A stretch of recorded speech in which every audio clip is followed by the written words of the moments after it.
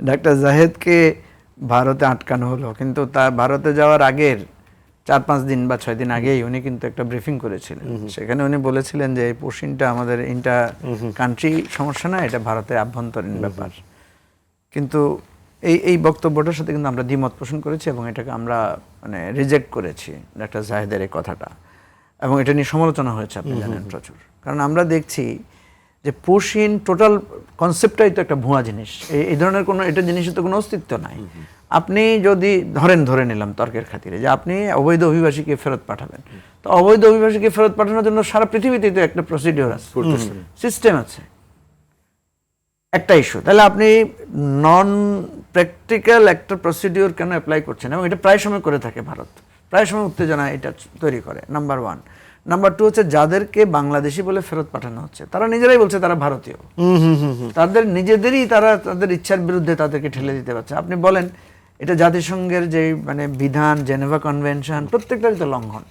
তো সুতরাং এবং এটা তাদের ইন্টারনাল এই যে পশ্চিমবঙ্গের নির্বাচন, আসামে তাদের যে ওই যে নাগরিকত্বে যে একটা কমিশন করেছে না, বিধান করেছে,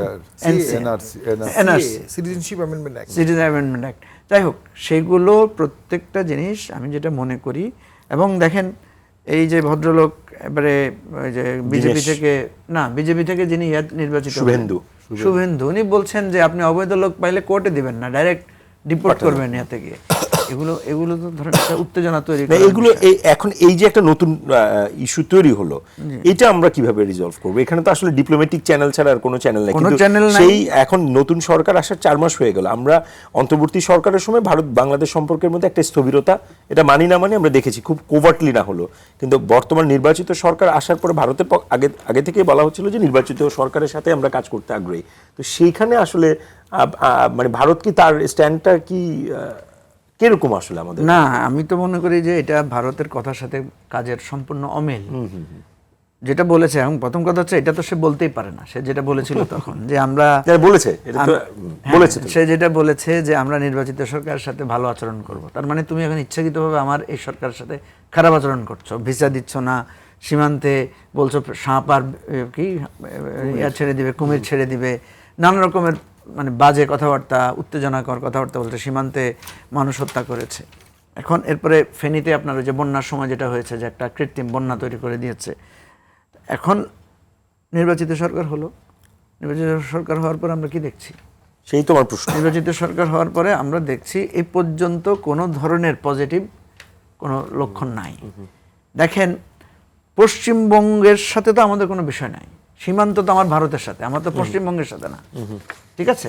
সুতরাং এখানে এর আগেও পানি বন্টনের ব্যাপারেও আমাদেরকে বলেছে যে মমতা চাচ্ছে না বলে আমরা আপনাদেরকে তিস্তা বা আর পানি দিতে পারছি না। বাট মমতা চাচ্ছে না, এটা জবাব তো আমি চাই না। রাজ্যসভা এটা এখতিয়ার, ওদের রাজ্যসভা খুব না, ওদের আমি বলছি রাজ্যসভার প্রবলেম সে সলভ করবে, সে সমস্যা তো সে আমাকে এসে বলতে পারবে না, আমার সাথে তো তার ট্রিটি, আমার তো bilateral treaty, state to treaty. Anyway, আমি এখন আপনাকে যেটা বলি সেটা হচ্ছে যে ভারত অ্যাকচুয়ালি দেখেন, এই যে কলকাতায় আপনার মোশাররফ করিমের উপর হামলা করেছে, কারা করেছে? এগুলো সব আওয়ামী লীগের। এরা অবৈধ অভিবাসী না? এরা অবৈধভাবে গেছে না সেখানে?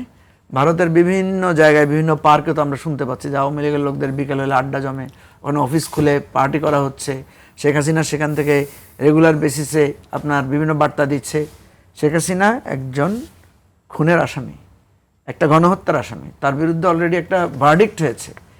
শেখ হাসিনার ব্যাপারে আমাদের রাষ্ট্র থেকে এতটুকু অনুরোধ জানানো হয়েছে ভারতীয় সরকারকে যে উনি যাতে ওখান থেকে বসে কোনো উত্তেজনাপূর্ণ, বিভেদপূর্ণ কোনো বক্তব্য না দেন। ওনার একটা বক্তব্যের কারণে 32 নম্বরের কিন্তু ওই ঘটনাটা কিন্তু শেখ হাসিনার উস্কানির কারণেই হয়েছে, তখন পরিস্থিতিটা ছিল খুবই ভালনারেবল। তো এইটাও তো ভারত রক্ষা করে নাই। সেদিনও আমি দেখলাম শেখ হাসিনা কোথায় একটা ভাষণ দিচ্ছে, সবাইকে বলছে লিস্ট করে রাখো নাম, ঠিক আছে? দেখেন আপনি যে আমরা যে একটা ধীরে ধীরে একটা রিকনসিলিয়েশনের দিকে যাব, আমরা যে ধীরে ধীরে একটু মোল্ড হয়ে পরিস্থিতিটা একটু স্বাভাবিক করে আনবো, সেই সুযোগটা তো তারা দিচ্ছে না। এই যে হাসনাতকে নিয়ে যে ঘটনা ঘটেছে, আপনি বলেন এটার কনসিকুয়েন্স কি ভালো হলো? ভালো তো হলো না। আমরা যে জিনিসটা চাচ্ছি, আচ্ছা আরেকটা কথা আপনাকে বলি আজকে, যেহেতু কথাটা উঠেছে, সেটা হলো 5ই আগস্ট, যেটা হেলাল ভাই বললেন যে এটা বৈধ। 5ই আগস্ট এত বড় একটা গণ অভ্যুত্থান বা এরকম একটা মেসাকার আমরা তো চাই নাই। আমরা তো চাইছিলাম যে আপনি ক্ষমতা হস্তান্তর করেন, সুন্দর একটা ইলেকশন দেন। আমরা তো চাই না। 5ই আগস্টকে তো আপনি অনিবার্য করেছেন।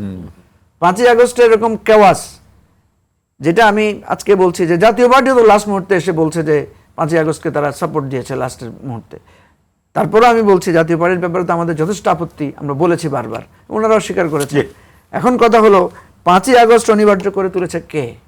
এত বড় একটা কেওয়াস অনিবার্য করে তুলেছে কে? তারা যে বলছে যে আমরা বিচার করবো, বিচার তো তোমাদের হইতে হবে আগে।